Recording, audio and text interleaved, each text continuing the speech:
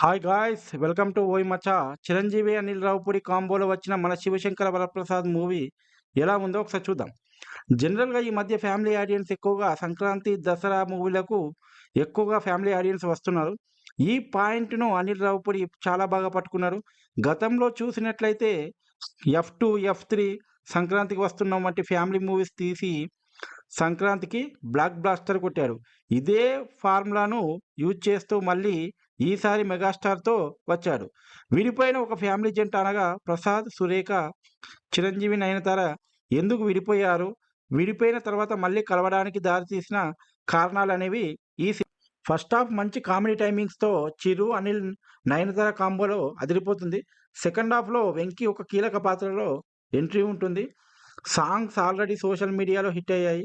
BGM బాగుంది. ఎక్కడ fight, ఎక్కడ కామెడీ, ఎక్కడ సెంటిమెంట్ ఉండాలో అవి అంతవరకే సెట్ చేయడంలో అనిల్ సక్సెస్ అయ్యాడని చెప్పవచ్చు. మెగాస్టార్ గురించి ఇప్పుడు కొత్తగా మనం చెప్పేదేం లేదు. ఆయనకి పాత్రలు కొట్టిన పిండే. అలాగే అన్ని ఎక్స్‌ప్రెషన్స్, డాన్స్, ఫైట్స్ ఇరగదీశాడు. నయనతార సూపర్‌గా సూట్ అయింది.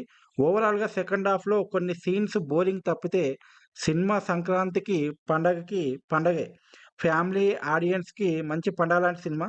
అనిల్ ఖాతాలో మరో హిట్ పడ్డట్టే. మరో ఇంట్రెస్టింగ్ మూవీ టాపిక్‌తో మళ్ళీ కలుద్దాం. సబ్స్క్రైబ్. Thank you. బాయ్.